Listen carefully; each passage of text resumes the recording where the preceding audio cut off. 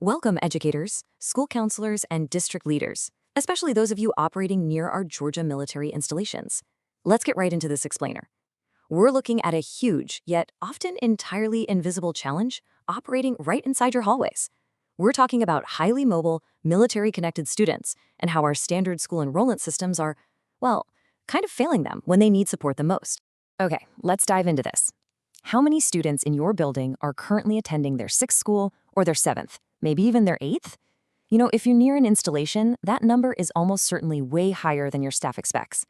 These students are incredibly adaptable, for sure, but they are carrying a completely different systemic load than their civilian peers. Here's the reality. Military families move on orders, not on the academic calendar. While our educational systems are perfectly designed for that smooth August start, these students are showing up in November, in February, and sometimes literally the week before state testing kicks off in April. With every single move, they're forced to hit the reset button. They have to rebuild friendships from scratch, untangle a mess of academic credits, and desperately search for just one adult in their new building who feels like a safe space. Section 1. Beneath the surface, the invisible burdens. To really understand what these students are navigating, we have to look beneath the surface. Now, what's really interesting about this slide is how it highlights what our standard enrollment systems just aren't designed to catch. It's exactly like an iceberg. You might see a quiet, compliant student up top, but beneath the surface, they might be dealing with a deployed parent whose return date keeps shifting, leaving the family in constant limbo.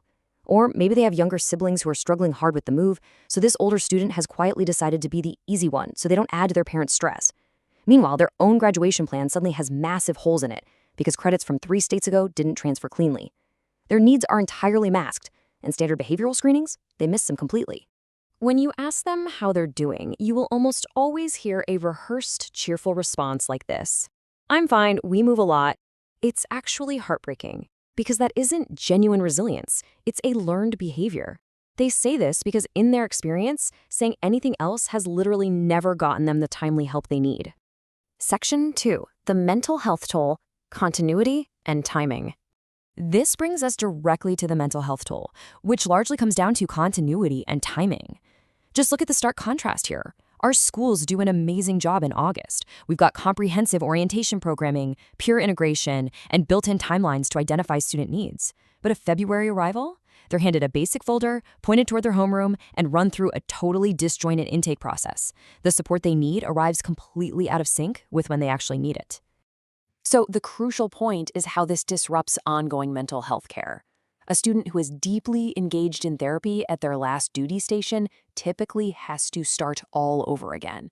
They wait for a new intake, sit on a new wait list, and a lot of times they just disengage entirely. Furthermore, schools frequently underestimate cyclical family stress. We all know deployment departures are tough, but deployment returns are also incredibly high-stress transitions for a family. And because these kids are so practiced at appearing competent, their true clinical needs just vanish into the background. Section 3. Rethinking resilience, the misconception worth naming. We really need to pause here to address a core misconception, a myth that is super pervasive in education when we talk about military kids. Resilience is not the absence of need. Let me just repeat that for emphasis. Being resilient does not mean you don't require clinical support. A military-connected student can be incredibly adaptable, handle their changing environment with total grace, and still be carrying an overwhelming amount of stress. Both of these things are true at once, and our support systems simply must recognize that duality. Section 4. Systemic Solutions, the Ideal Arrival Protocol. The good news is that we don't just have to admire the problem. Partner districts are putting actionable, empowering solutions in place right now to restructure how they welcome these students. And this brilliantly illustrates the Ideal Arrival Protocol, relying on 3 steps. Step 1, your arrival protocol must run the exact same way in November or February as it does in August. Step 2, the student receives a named point of contact on day 1 regardless of their enrollment date. And step 3, this is the real game changer. They must have access to a clinical option that does not require them to sit on a new local waitlist. That 3rd step is exactly where teletherapy becomes absolutely critical. Traditional, local, brick-and-mortar clinics are geographically bound, but teletherapy provides care that survives a permanent change of station, or PCS. It doesn't tie a highly mobile student to a physical office waitlist in a town they might be leaving in 8 months anyway. For schools in Georgia, this is exactly where MentalSpace School comes into the picture. They provide comprehensive K-12 mental health support specifically designed to eliminate these friction points.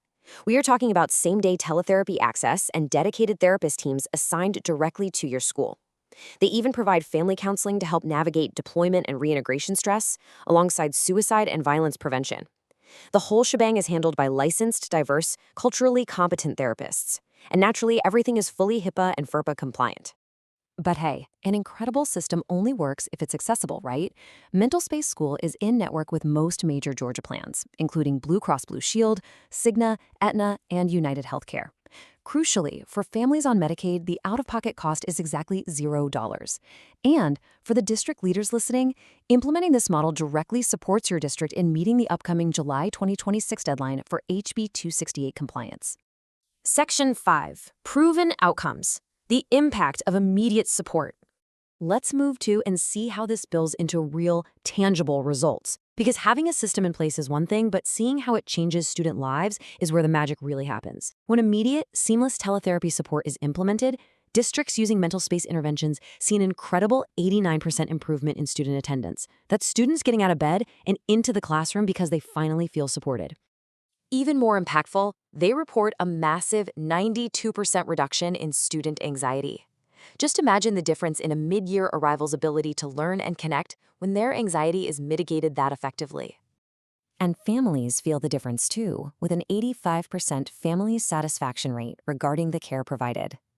Now, as a quick, necessary reminder from the source, actual assessments and diagnoses remain strictly with licensed clinicians, and no outcome promises can be guaranteed for any individual. But these numbers paint a really powerful picture of what happens when we stop making mobile kids wait for help.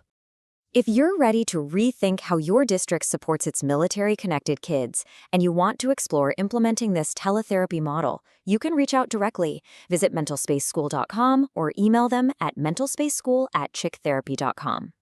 I want to leave you with this thought as we wrap up this explainer. The academic calendar is going to keep turning, and those orders are going to keep dropping. So when your next military-connected student walks through your front doors this February, what are you going to hand them besides a folder?